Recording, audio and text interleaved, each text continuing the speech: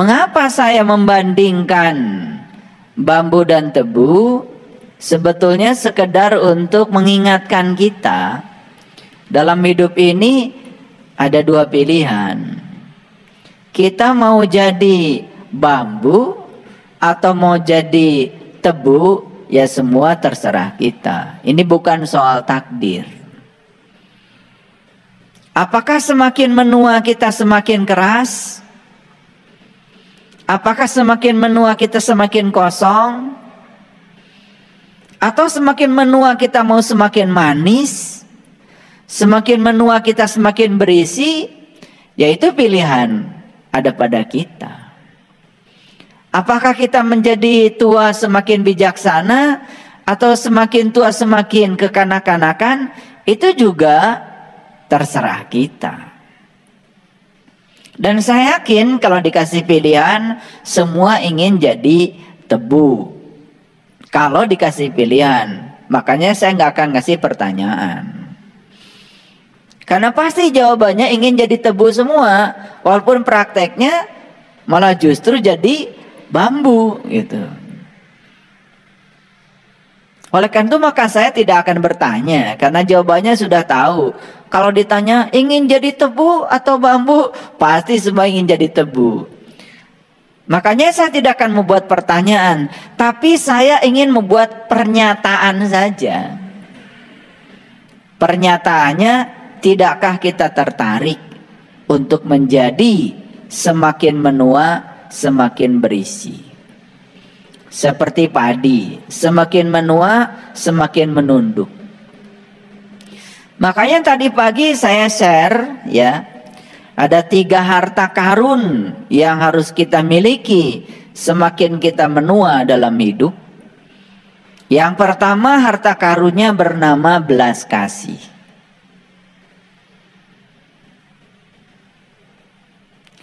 Harta karun yang kedua ya, setelah belas kasih itu adalah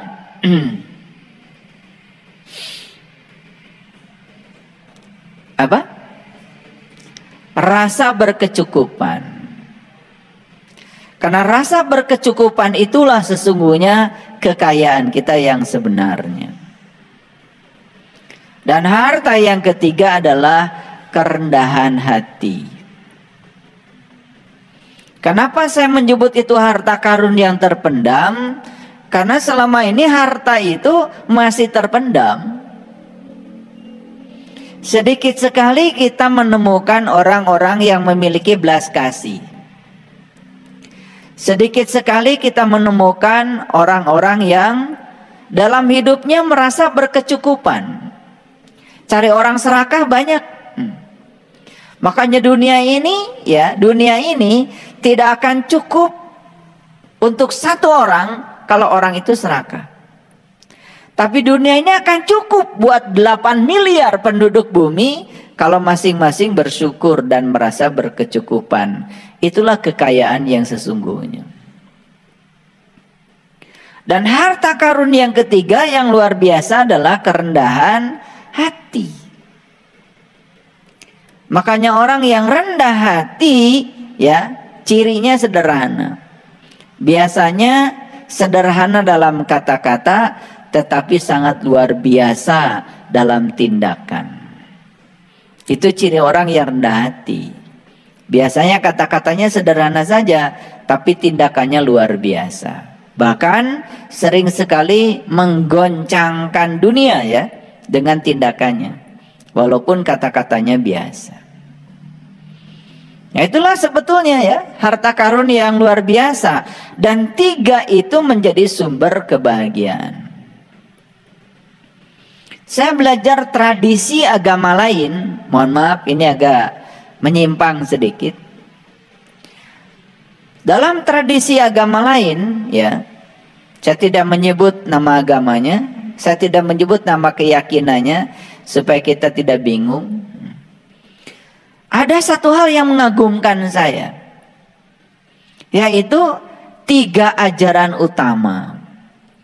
Ajaran utama itu yang pertama adalah berdana, yang kedua adalah bersila, Dan yang ketiga adalah bermeditasi. Jadi berdana, bersila, dan bermeditasi. Nah, bersila yang dimaksud oleh saya tentu saja bukan bersila duduk seperti kalian. Bersila berarti menjalankan sila, menjalankan sebuah ajaran moral. Di Indonesia kita mengenal Pancasila. Pancasila itu sebetulnya adalah 5 dasar negara yang menjadi ageman, yang dalam bahasa Inggris sering disebut dengan morality. Jadi morality itu adalah bahasa Inggrisnya, tapi bahasa kitanya sila itu bahasa Nusantara. Makanya kita punya pagar dalam berbangsa dan bernegara yang diikat dengan Pancasila. Yang namanya pagar, tentu saja ada 2 pagar ya. Ada pagar hidup, ada pagar yang mati. Tapi ada juga pagar makan tanaman. Ini yang berbahaya. Pernah nggak dengar ada pagar makan tanaman? Jadi pagar makan tanaman itu kan biasanya dianalogikan dengan seseorang yang dipercaya untuk mengamankan sesuatu, malah dia sendiri sebetulnya ya yang mencuri. Itu namanya pagar makan tanaman. Yang namanya pagar itu kan pembatas. Nah, kalau di kampung dulu saya diajarkan orang tua supaya bikin pagar hidup. Ya, pagar hidup itu ya. Ya, bisa untuk obat, bisa lalaban, ya kan? Makanya kalau orang-orang di kampung itu bikin pagar itu dari singkong, tanaman singkong. Jadi ke bawah nanti akan ada betiknya, ke atas akan ada pucuknya. Sehingga setiap hari itu selalu memberikan faedah. Dia sebagai pagar, yang kedua dia bisa memberi manfaat. Bukan sekedar perhiasan. Luar biasa ya. Makanya perhiasan yang luar biasa adalah pagar yang tidak pernah lapuk dimakan zaman. Dan pagar yang tidak pernah lapuk dimakan zaman adalah pagar akhlak sebetulnya. Pagar budi. Tapi kalau perhiasan-perhiasan yang lain, ya biasanya lapuk dimakan zaman. Jangan lupa loh, yang namanya perhiasan yang digunakan manusia, itu kan sebetulnya ada batas waktunya. Anak muda cantik, apalagi masih perawan gitu, didandangi, ya dikasih bedak macam-macam, cantik, tambah cantik. Tapi sudah tua, nenek-nenek dibedakin kayak gitu, malah jadi kayak kuntilanak. Betul nggak? Itu. Tapi ada satu perhiasan yang tidak pernah lapuk dimakan zaman, dan perhiasan itu yang bernama kebijaksanaan. Salah satunya perhiasan itu adalah yang tadi saya sebutkan, yang 3 itu. Belas kasih itu perhiasan. Rasa berkecukupan itu perhiasan. Karena orang yang merasa berkecukupan, berikutnya pasti akan murah hati. Orang kaya yang pelit itu karena tidak merasa berkecukupan, makanya tidak mungkin murah hati. Murah hati itu hanya akan terjadi pada orang yang merasa berkecukupan. Dia sadar bahwa dia juga makan tidak bisa banyak. Dia sadar bahwa ketika usahanya menua, tidak mungkin hartanya bisa dinikmati sendiri. Dia sadar bahwa di balik titipan hartanya itu ada hak orang lain. Ketika dia merasa berkecukupan, muncul yang namanya murah hati. Ketika merasa dalam dirinya ada yang namanya belas kasih, muncul kekuatan dalam dirinya. Ketika dalam dirinya ada yang namanya kerendahan hati, muncul yang namanya kepemimpinan.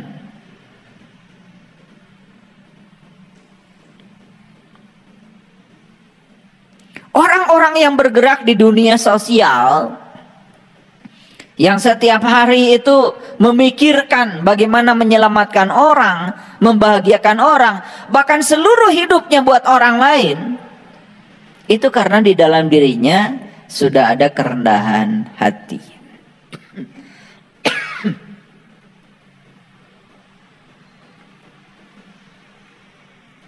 Jadi apa sesungguhnya poin yang ingin saya sampaikan di awal kajian ini?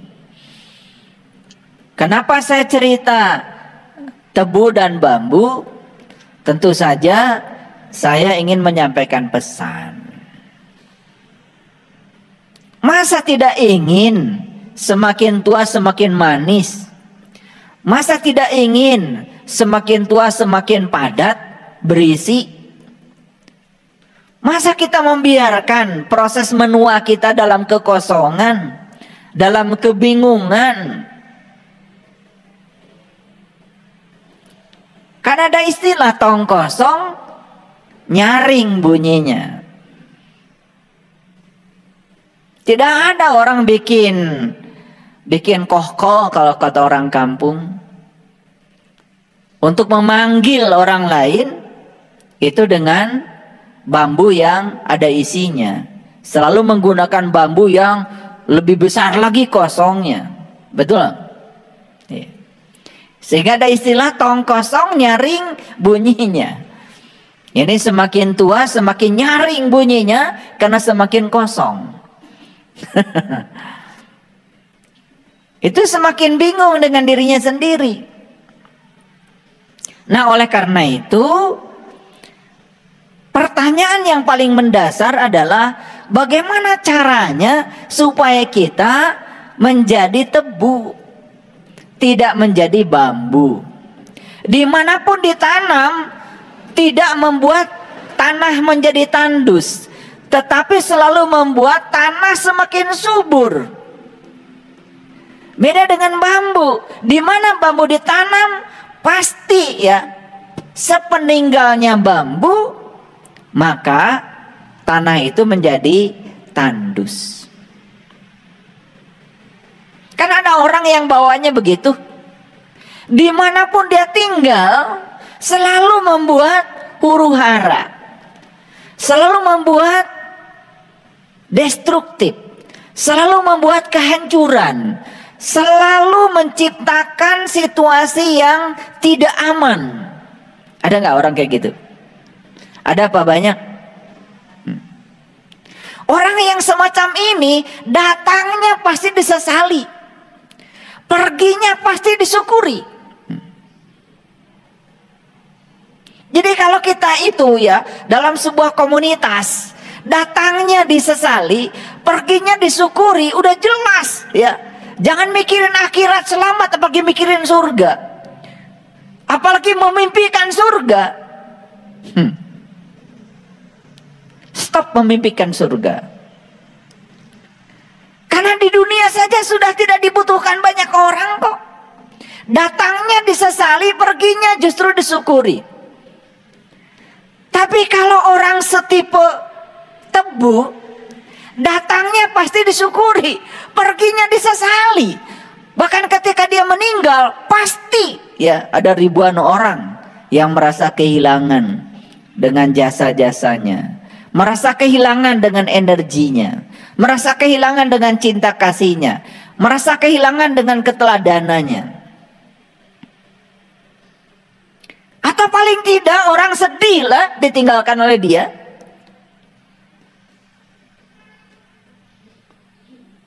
Itu sebetulnya kajian kita hari ini. Oleh karena itu, kajian kita hari ini saya beri judul menyadari ya padang arafah hakikat dalam diri. Karena itu yang akan membangun kita menjadi tebu.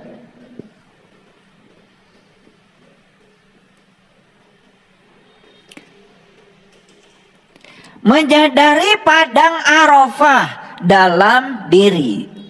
Saya tidak cerita padang Arafah yang di luar diri. Itu mah sudah pada tahu. Dan tidak bisa dijelaskan, itu cuma segitu-gitunya. Gak ada yang perlu dijelaskan di sana. Tapi saya akan berbicara tentang menyadari adanya padang Arafah dalam diri. Dan ini kalau digali luar biasa. Nanti kita akan jelaskan dengan menggunakan ayat-ayat dari kitab suci. Nah, pertanyaan yang paling awal yang ingin saya sampaikan supaya kita memiliki kesamaan persepsi, kita bicara dulu tentang padang Arafah. Kan ada dua kata, ada padang, ada Arafah. Padang ternyata dalam bahasa Indonesia, jadi saya tidak mau ngelantur. Jadi saya tanya kamus bahasa Indonesia. Dalam kamus besar bahasa Indonesia, padang itu artinya ternyata tanah datar yang luas. Itu padang. Atau disebut juga padang itu lapangan. Ada dua terminologi yang berbeda. Kalau orang Sumatera Barat bilang padang itu sama seperti dalam kamus bahasa Indonesia. Artinya adalah lapangan. Artinya adalah luas. Tetapi ada yang berbeda. Terutama dalam bahasa Sunda. Di dalam bahasa Sunda ternyata padang memiliki terminologi yang berbeda. Padang artinya adalah terang. Padang artinya adalah caang. Beda kan? Beda kan? Itu beda ya. Nah, saya tidak akan ya membuat kontradiktif. Tetapi saya akan mengambil dua-duanya. Bisa diartikan luas tanpa batas, padang itu bisa diartikan juga caang atau terang. Nah, kalau diartikan caang atau terang, nah, kalau caang, terang itu pasti ada kaitannya dengan cahaya, bukan? Ada kaitan dengan cahaya. Lalu kenapa kata padang ini banyak dipakai? Padang mahsyar. Dipakai juga kata padang. Padang Arafah. Nah, ini saya sangat kagum ya dengan leluhur kita yang menggandengkan kata padang dengan kata lain yang memiliki arti yang semakin dalam. Ini kita belajar etimologi dulu ini, belajar bahasa dulu.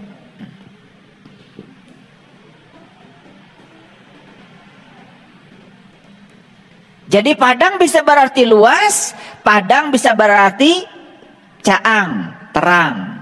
Setiap kata terang pasti berhubungan dengan cahaya. Paham ya? Oke. Itu padang. Yang kedua Arafah. Arafah itu asli bahasa Quran. Artinya adalah mengenal. Artinya adalah pengenalan. Makanya ada ilmu namanya ilmu ma'rifat. Nah, ilmu ma'rifat dari kata dasar Arafah. Jadi ilmu ma'rifat itu sering diterjemahkan sebagai ilmu mengenal. Nah, ma'rifat saja nggak ada artinya kalau tidak digandengkan. Begitu digandengkan dengan Allah, namanya jadi ma'rifatullah. Jelas, yang ingin dikenal adalah Allah. Jadi sebenarnya kata ma'rifat itu nggak punya arti apa-apa kalau belum digandengkan dengan objeknya. Begitu orang mengatakan ma'rifatullah, yang mau dikenal adalah Allah. Ma'rifatul Rasul, yang mau dikenal adalah Rasul. Ma'rifatul alam, yang mau dikenal adalah alam. Ma'rifatul nas, yang mau dikenal adalah diri. Tergantung kita mau memakrifati atau mengarafi, ya, atau mengenali apa. Tergantung. Nah, makanya banyak orang yang salah paham. Begitu mengatakan ma'rifat, oh itu namanya ilmu mengenal Tuhan. Tidak, kalau belum digandengkan dengan objeknya. Kalau sudah digandengkan dengan objeknya jadi ma'rifatullah, berarti ilmu mengenal Tuhan. Jadi kata dasarnya sebetulnya adalah arafah. Arafah itu artinya adalah mengenal. Nah, kata arafah ini yang paling dasar saya temukan di sebuah diskusi. Jadi ada sebuah diskusi yang berbunyi seperti ini. Jadi hadis kursi itu hadis yang langsung dari Allah, tetapi diturunkan kepada para suci, para rasul. Nah, itu bukan dari mulutnya para rasul, langsung dari Allah. Maka nilainya hadis kursi itu mendekati nilainya ayat-ayat Al-Quran atau ayat-ayat kitab suci. Sehingga kalau berbicara hadis kursi biasanya secara hukum memiliki kekuatan yang lebih dari sekedar hadis yang biasa. Nah, dalam sebuah hadis kursi Allah berfirman. Nah, ini kalau hadis kursi itu Allah berfirman, tapi kalau hadis biasa Rasulullah bersabda. Beda ya. Hadis kursi itu Allah berfirman. Nah, dalam sebuah hadis kursi Allah berfirman. Firmannya seperti ini. Kuntu kanzan mahfian wa ahbabtu an u'rifa. Nah, ada kata arafa lagi di situ. Kuntu kanzan mahfian wa ahbabtu an u'rifa fa khalaqtu khalqan. Aku adalah suatu perbendaharaan yang tersembunyi. Aku ingin agar aku dikenali. Maka aku ciptakan ciptaan agar dengan ciptaan kalian mengenal aku. Jadi sebetulnya Allah Subhanahu wa ta'ala menciptakan alam semesta ini cuma satu tujuan. Karena beliau ingin dikenal. Nah, kata ingin dalam bahasa hadis kursi digunakan wa ahbabtu. Ahbab itu artinya cinta sebetulnya. Cinta itu rindu sebetulnya. Jadi kalau diterjemahkan lebih dasar lagi, Allah menciptakan alam semesta ini karena rindu untuk dikenal. Rindu untuk dikenal, bukan sekedar ingin. Rindu. Nah, beda rindu dengan ingin. Karena kata yang dipakai adalah wa ahbabtu. Rindu untuk dikenal. Jadi sekarang kita tahu bahwa alam semesta ini tercipta cuma satu tujuan. Karena Allah ingin dikenal. Nah, dari semua bagian alam semesta ada namanya manusia. Berarti kalau begitu Allah menciptakan manusia pun satu tujuannya. Karena dengan menciptakan manusia Allah ingin dikenal. Paham ya? Nah, sangat masuk akal. Karena apa? Allah mengatakan aku meliputi seluruh ciptaanku. Sebagian dari ciptaannya Allah adalah manusia. Berarti manusia diliputi Allah enggak? Manusia diliputi Allah enggak?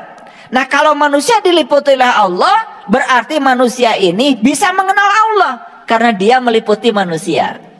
Masuk akal? Masuk akal? Oke, lanjutkan. Kalau masuk akal. Makanya Allah ngasih warta di dalam kitab suci. Warta dari Allah dinyatakan dalam banyak ayat.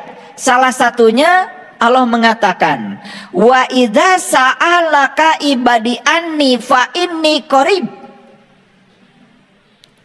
Jika ada umatmu yang bertanya tentang aku, kata Allah, katakanlah aku qarib, aku dekat. Qarib itu bukan sekedar dekat, sangat dekat.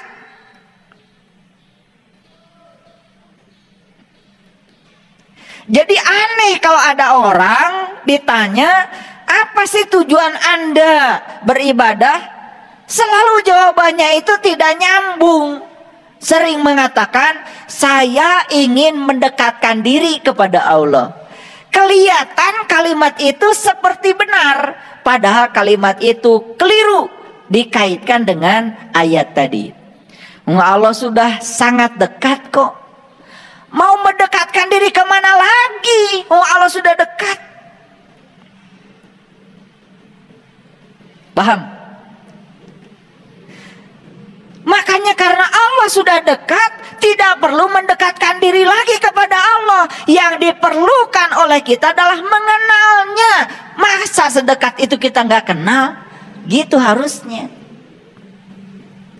Ini perhatikan ya. Kalau dengarkan ceramah saya, jangan ditelan mentah-mentah. Kunyah-kunyah dulu. Kunyah-kunyah dulu sebelum ditelan. Jangan telan mentah-mentah. Karena kalau ditelan mentah-mentah, kabeureyan. Ya, itu bahasa Inggrisnya kabeureyan. Kesedek, itu ya. Awas, hati-hati. Ilmunya bagus, makanannya bagus. Kalau nggak ditelan, nggak dikunyah-kunyah, ditelan mentah-mentah, kesedek. Bahaya, itu bisa menimbulkan kematian. Makanya kunyah-kunyah dulu, ya, pelan-pelan ngajinya. Ini ngajinya dengan pendekatan saintifik. Jadi saya coba jelaskan logikanya, saya jelaskan ayatnya, kita pahami pelan-pelan, lalu kita bisa mengambil intisarinya. Perhatikan ya, kalau ngaji itu harus ada isi,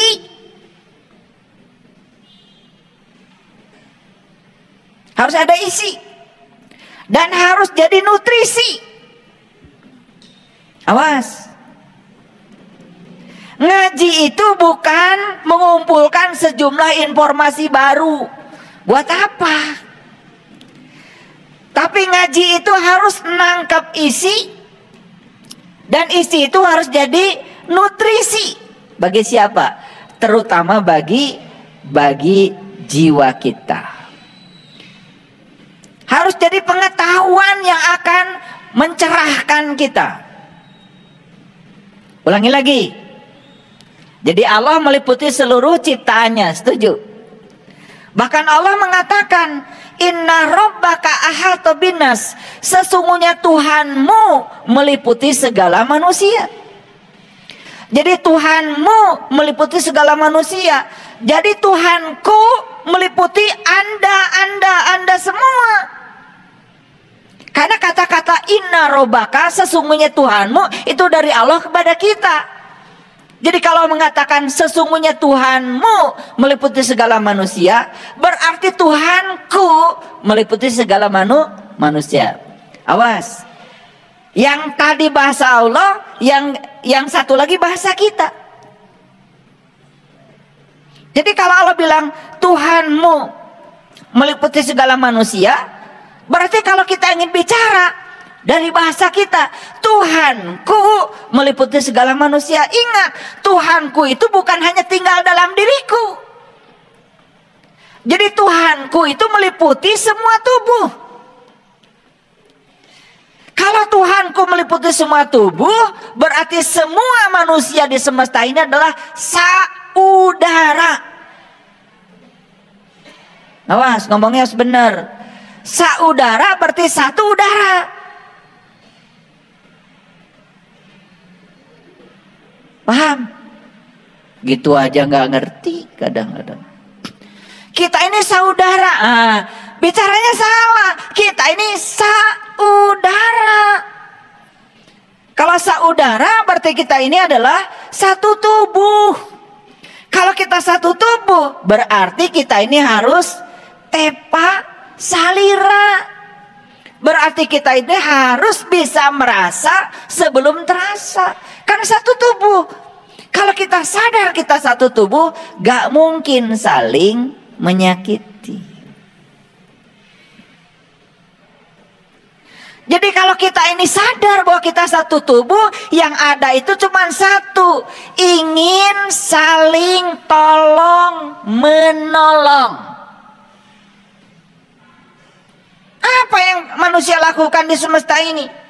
Bukan saling tolong menolong, malah saling tolong menyolong.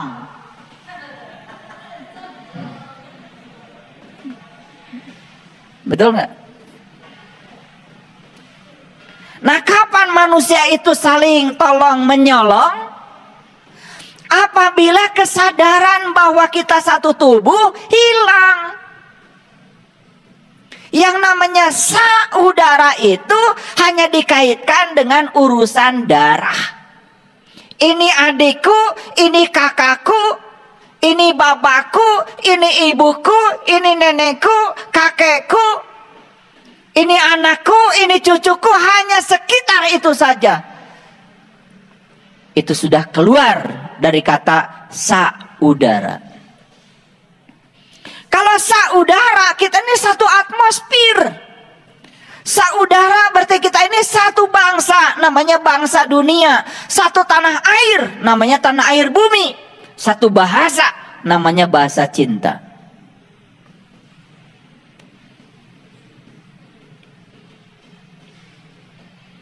Gak peduli orang Amerika, gak peduli orang Afrika, gak peduli orang Australia, gak peduli orang Arab. Semua yang ada di muka bumi ini berada di atmosfer yang sama, berada di udara yang sama, berada di ruang kosong yang sama, dan kita semua adalah saudara, satu udara.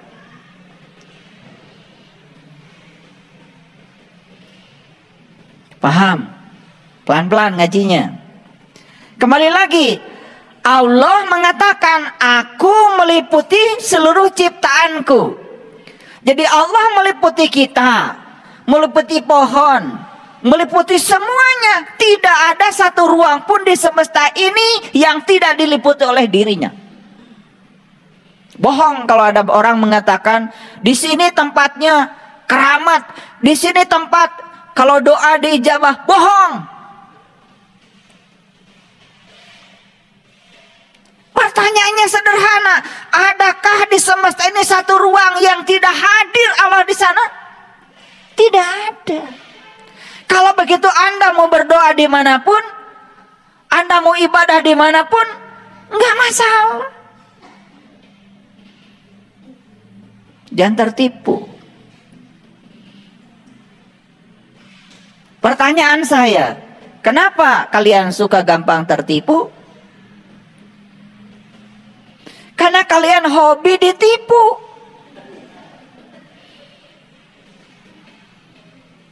Kenapa hobi ditipu? Karena kita ini bodoh. Orang bodoh itu makanannya orang pintar. Saya tidak bicara orang baik. Orang bodoh itu makanannya orang pintar. Orang pintar makanannya orang licik. Orang licik makanannya orang jahat.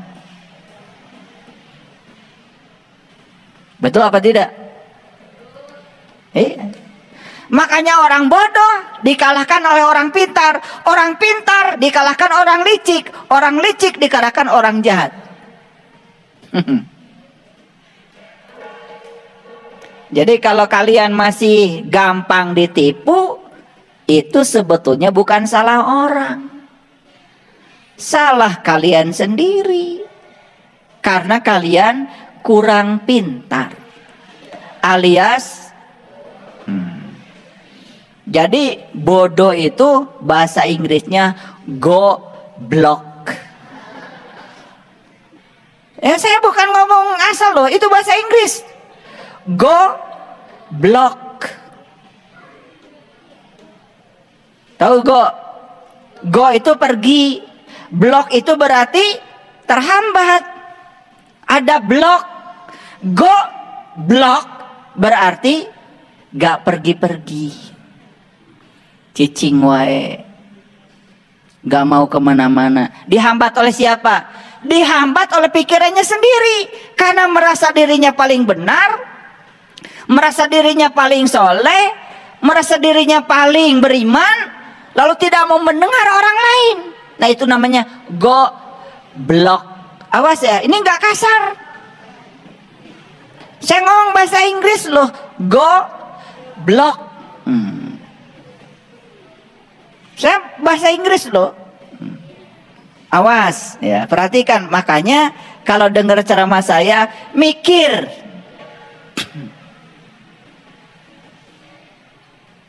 Nggak kasar kan? Iya. Nah, orang-orang yang tidak mau belajar itu goblok. Blok ya. BLOCK. Awas. Saya nggak ngomong kasar. Nggak boleh di tempat ini ngomong kasar. Orang yang merasa benar sendiri berarti goblok. Orang yang suka nyalah-nyalahkan orang berarti goblok. Itu bahasa Inggris. Bahasa Inggris. Paham? Biar pintar kalian itu. Ya? Iya. Makanya kalau mau jangan pakai blok. Go saja. Makanya sekarang ini ada go internasional, go public. Betul nggak?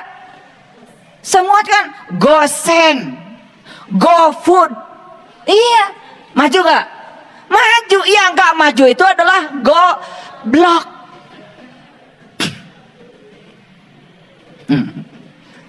Bahasa Inggris ini ngomong kursus bahasa Inggris dulu biar ngerti semua. Paham ya?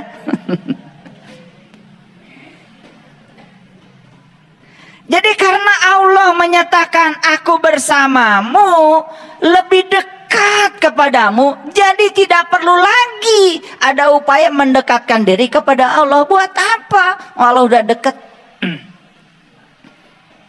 Jadi basa-basi yang sering kalian dengar itu, mari kita mendekatkan diri kepada Allah, yang sering diucapkan oleh para calo dalam tanda kutip yang suka menawarkan ya kehidupan-kehidupan yang luar biasa, atau merayu-rayu untuk ngasih ini ngasih itu nanti katanya. Hati-hati tuh, calo itu nggak pernah pergi kemana-mana.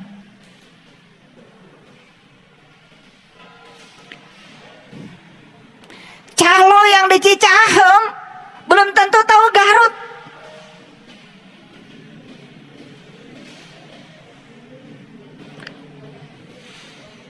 Walaupun dia bilang Garut, belum tentu. Bu Amanin tak cari Garut. Namanya calo itu cuma nawarin aja, tapi dia belum pernah membuktikan dan mengalami. Namanya juga calo. Paham? Awas. Kalau belajar kebenaran jangan sama calo.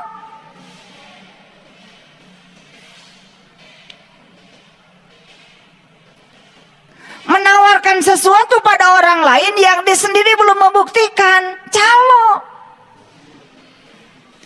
Menjanjikan sesuatu pada orang lain yang dia sendiri tidak bisa membuktikan janjinya, calo.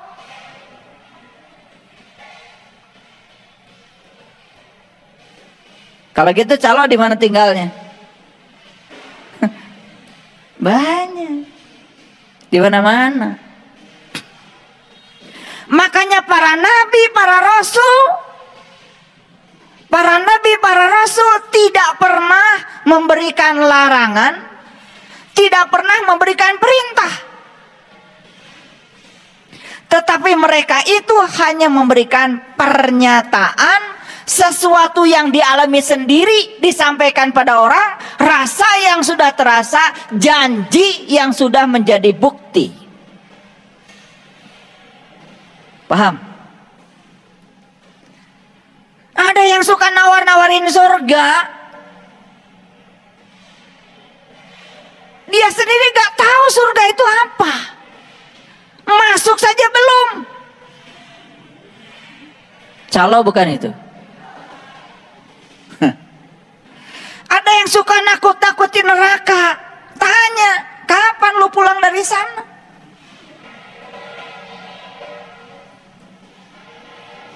Paham maksud saya?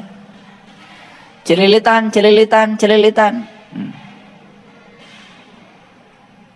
Itu tuh di Pasir Koja ngomongnya begitu.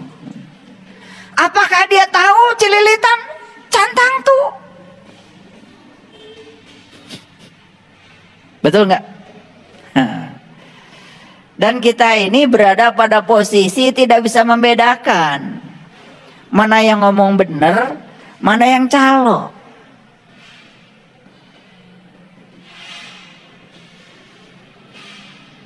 Bahkan kita tidak pernah menuntut bukti. Betul nggak? Coba jelaskan, Cililitan itu sebelah mananya Jakarta? Ada apa di sana? Nggak pernah. Betul nggak? Nggak apa-apa, itu nggak usah ditanya kalau Cililitan. Kampung Rambutan nggak usah ditanya. Tapi jalan pulang kita, masa depan kita harus ternyata, harus terbukti sekarang. Harus terasa sekarang, harus dibuktikan sekarang. Oke, baik, lanjut lagi. Jadi manusia bersama dengan Allah. Dekat nggak Allah? Kata siapa Allah dekat? Kata Allah. Bahkan Allah bilang, aku lebih dekat kepadamu melampaui dekatnya urat nadi lehermu. Wa nahnu aqrab ilaihi min hablil warid. Jadi pertanyaan saya ulang lagi. Perlukah kita mendekatkan diri kepada Allah? Tidak.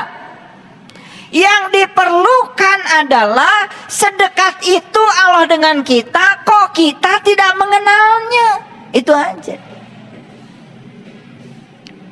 Lalu pertanyaan berikutnya, mengapa kita tidak mengenalnya? Apa jawabannya? Mengapa kita tidak mengenalnya? Apa jawabannya?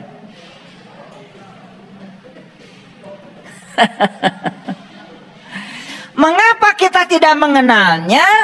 Satu, karena kita selama ini tidak pernah mencari. Bukankah kita mengenal dia itu harus di tempat di mana dia ada? Betul nggak? Ulangi lagi. Untuk mengenal dia harus di tempat di mana dia ada. Masuk akal penjelasan saya? Nah, Allah itu ada bersamamu, lebih dekat kepadamu daripada urat nadi lehermu. Itu alamat dari Allah. Berarti untuk mengenalnya harus di tempat di mana dia ada. Ada di mana dia? Ada bersamamu. Kalau begitu pertanyaan selanjutnya, Padang Arafah tadi tempat luas, tempat terang untuk mengenal Allah, di luar apa di dalam? Terjawab sekarang? Terjawab, berarti di dalam dirimu. Oleh karena itu mencarinya tidak usah keluar dari dirimu sendiri. Berarti kamu harus melakukan perjalanan ke dalam dirimu sendiri. Itu sebabnya jangan heran kalau secara syariat puncaknya haji adalah Arafah. Ngapain di Arafah? Di Arafah tuh wukuf. Apa artinya wukuf? Wukuf itu adalah istirahat, berdiam diri. Diamnya apa? Itu pertanyaannya. Diamnya apa? Diamnya tubuh? Diamnya tubuh. Kalau pikiran kita masih jadi pengendali, kita belum istirahat. Karena sumber utama penderitaan manusia itu adalah pikiran. Pertanyaan saya sekarang, pintar apa tidak kalian bisa menjawab? Lihat semuanya ke sini, lihat semuanya ke sini. Saya punya pikiran nggak? Punya. Pikiran itu softwarenya otak. Otak itu hardwarenya. Pikiran itu adalah softwarenya. Program aplikasi yang diinstal ke dalam otak, itu namanya pikiran.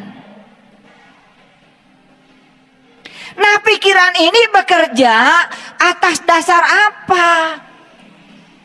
Karena pikiran ini punya pintu, namanya pintu pikiran.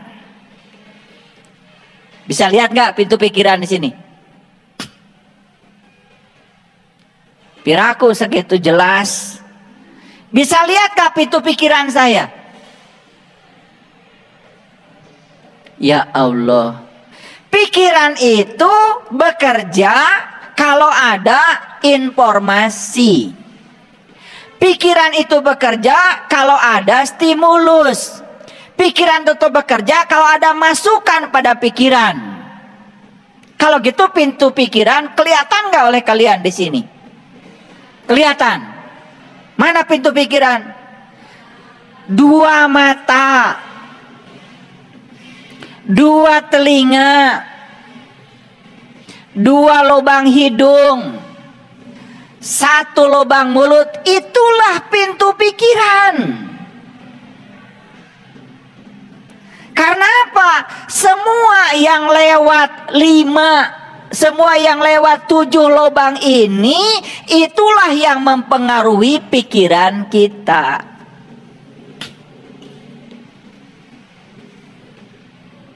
Nah, oleh karena itu, wukuf itu sebetulnya mendiamkan pikiran.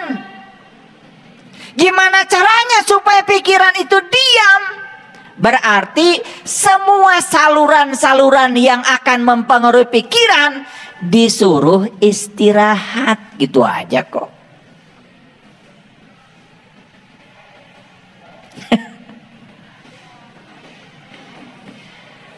Ini teh ngerti enggak? Ya kalau ngerti dilanjutkan. Pikiran ini akan sibuk ketika ada masukan. Coba, masa perlu dibuktikan? Begitu melihat sesuatu, langsung kan pikiran tuh sibuk. Betul nggak? Lihat sepatu baru, bagus, hayang. Betul nggak? Iya. Lihat orang pakai baju yang bagus, hayang. Lihat orang piknik ya, karena di share ada foto cenah ieu teh babaturan urang keur di Bali, hayang. Betul nggak? Kan informasi masuknya dari situ, ditambah lagi dari sini, ditambah dari sini. Betul nggak? Lagi ngaji kayak gini, tiba-tiba pelangsang teh ya, goreng peda, goreng jengkol, betul nggak? Sudah kebayang yang lain-lainnya, ya. Di situ ada nasi timbel, di situ ada sambal tarasi, betul nggak? Iya, langsung pikiran itu bekerja. Yang gitu saja kita itu kadang-kadang gak pernah bisa mikir. Jadi wukuf itu di mana? Di padang Arafah, di padang pengenalan. Mengenal siapa? Terserah yang mau kalian kenal apa. Kalau yang mau dikenal adalah Allah, ya padang Arafahnya berarti di sini. Karena Allah sudah bilang, aku bersamamu, lebih dekat kepadamu daripada urat nadi lehermu. Jadi kalau kita ingin wukuf yang sebenarnya, datanglah ke sini melakukan perjalanan ke dalam. Maka wukuf artinya diam. Diamnya apa? Bukan diamnya badan. Yang paling utama adalah diamnya pikiran.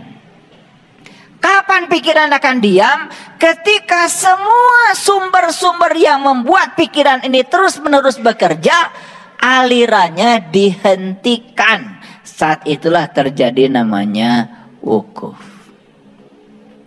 Nah, ketika pikiran itu sudah berhenti dan istirahat, itu namanya semedi. Pada saat semedi seperti itu, maka kesadaran murni dalam diri akan muncul. Apa kesadaran murni itu? Kesadaran murni itu adalah sang kebenaran sejati. Ada kata-kata bagus yang belum mungkin kalian pahami. Kalau saya mengatakan begini, kalau ada masalah, Serahkan seluruhnya pada Sang Pencipta. Ngerti nggak? Ngerti apa tidak? Manggut-manggut. Ngerti apa tidak? Kalau sudah ngerti, saya tanya lagi, siapa Sang Pencipta itu? Siapa? Siapa? Tuh kan can ngerti. Maka jangan dulu manggut-manggut.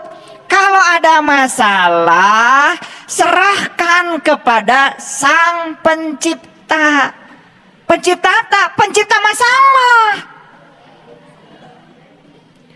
Siapa pencipta masalah? Pikiran. Nukiwe can ngerti. Gimana ini ngaji selama ini? Lihat saya semuanya. Kalau ada masalah, serahkan kepada Sang Pencipta. Pencipta apa? Pencipta masalah. Ayo, lihat saya semuanya. Apa sih masalahnya, Bu? Masalahnya saya sakit hati. Kenapa? Karena dia menghina saya. Oke, kita urai. Kenapa ibu sakit hati dihina orang? Karena ibu punya keinginan orang itu memuji ibu. Ketika dia tidak memujinya, ibu nyeri hati. Ari kahayang batur jiga kitu teh tisaha. Tisaha. Ti pikiran sorangan, siapa pencipta masalahnya? Ya pikiranmu. Makanya kalau punya masalah, serahkan masalah pada pencipta masalah. Itulah Sang Pencipta.